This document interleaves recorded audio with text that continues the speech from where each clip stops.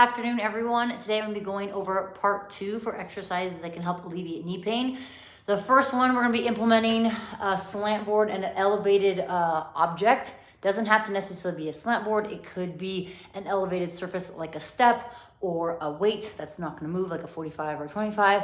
But I'm going to be going over essentially a split squat, but it's going to be different than a typical split squat, like a Bulgarian split squat where your back leg is elevated. I'll go over and cover the second exercise here shortly, but let's get started. So you're going to need to elevate an object. Depending on your mobility and your range of motion, you may not need this. I'm going to demonstrate essentially what we'll be doing on this bench or box or elevated platform. Then I'll be showing the full range of motion that eventually you want to work towards. So your elevated bench or box could be an inch or two, could be 4 inches, whatever you might prefer, but you're gonna get into a split stance. So from the front, think of your feet where they're underneath your hip joints. You would take a step forward and a step back with both legs. Then you're gonna have about a hip width distance space versus being like a tightrope. See how my feet are kind of in a line? Yay for wearing shoes, my toes are a little bit better. So we wanna make sure we do not tightrope it. We wanna make sure we have a little bit of space. So if I have my feet directly under my hip bones, that's the stance I would be facing my object. Then I'm gonna take that big stance, step forward into getting that front leg on the bench or box, elevated surface, back leg will take a step back. Now, depending on your range of motion and what you'll do will be dependent on your stance, and it will be tweaked a little bit also by the length of your legs. So once I'm elevated on this bench or box, I'm gonna push my knee forward. I'm gonna go as low as I can into the split squat. The intention of the goal, as you guys can hopefully see, is to get your hamstring to touch your calf. Get your knee past your toe while keeping your back knee off the floor. So I don't want to bend the knee where it touches the bottom of the floor or object. I want to try to keep it as long as possible. My hip flexors are still extremely tight from my 16-mile run this weekend, so I have a slight bend in my knee more than I want, but eventually you want to have that leg a little straighter.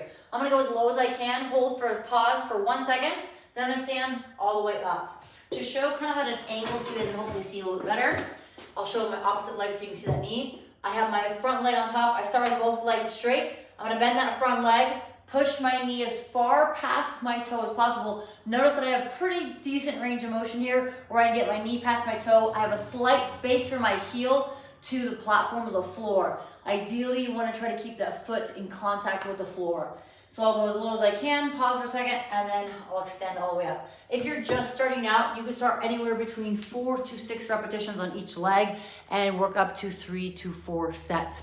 So if you're relatively new, starting off with 4 reps may be good. Eventually you can get to 6 reps. Eventually you can get to 10 reps and do multiple sets, 4 to 5 sets. But starting out, 4 to 6 reps on each foot, 3 to 4 sets. Now that was the elevated object that we used. If you're getting to full range of motion, we want to take away this board or object that you're using, and we're going to use just the floor. Just like before, feet are underneath my hip sockets. Excuse me, step forward, step back. I like to have my back foot elevated on the balls of my feet. So you can see here that I'm pushing into the balls of the feet like I'm trying to straighten my legs as much as possible. Same concept, I'm going to bend my knee, get my knee past my toe, almost like I'm closing my hamstring to the calf, keeping that back knee off the floor. Then I'm gonna press all the way up. This is gonna work range of motion, but also help strengthen hip flexors, quads, also gonna help with the back of the knee. So again, 4 to 6 reps on each leg, 3 to 4 sets to start out. Then from there, you can tweak it, ebb and flow it. This is an exercise that I've incorporated into my routine. I will actually be doing them a little bit later today to get my training in after I do some filming for my app. If you guys have specific questions, please feel free to leave the comments below. Second exercise, before we get started, you guys can follow along on my app below. I have multiple different programs. Also have a mobility program if you're looking to improve your mobility and flexibility. Highly recommend that. It's very important. All right, so let's get started. Second exercise. It may not seem like much, but it's gonna be backwards walking. So you think of the walking you typically do forward, right? Nice and easy. All we're gonna do is backwards. But as you go backwards, I want you to think of being on a safe surface, obviously. Making sure you have nothing behind you that will obstruct. Try to have a flat surface. If you have a little bit of an incline or decline, that's fine. If you could do this on a treadmill, even better, because you can obviously control your surroundings. But I really want you to emphasize on the backwards walking is making sure that the foot and toe is going behind the body. So as I press, balls of the feet press, and then I extend to the heel. So you want to think of actually intentionally trying to bring versus just like going like this, trying to create more of a bend in the knee and pressing off. Now this is something I would start with about 5 minutes. Do 5 minutes of backwards walking. Eventually you get to 10 minutes of backwards walking. Eventually you can get to a sled pull and sled drag.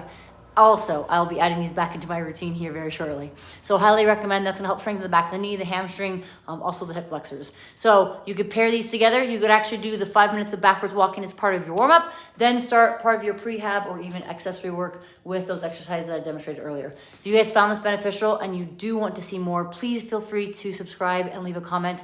The support is very helpful for me. I'll be doing a part 3 tomorrow. I'll be covering 2 different exercises. So yesterday was 2. You can check out the previous video for part 1. Today was 2 exercises, and tomorrow will be 2 other more exercises. So that's 6 exercises you can do to strengthen the back of your knee and help alleviate knee pain. I also will say sandwiching these exercises with some stretching, some foam rolling, some mobility to help open up the inner thighs, the hips, the hamstrings, the back will also help, as well as your feet and your calves. How many times or how many hours do you spend on your feet? Probably more than you anticipate, right? Whether you're sitting, standing, walking, etc. So highly recommend stretching and rolling out the balls of your feet. If you need exercises, leave me a comment and I will do a video specifically on exercises you can do for the soles of your feet and the arches. Appreciate you all tuning in. We'll see you guys next time tomorrow for another live. Thank you. Bye.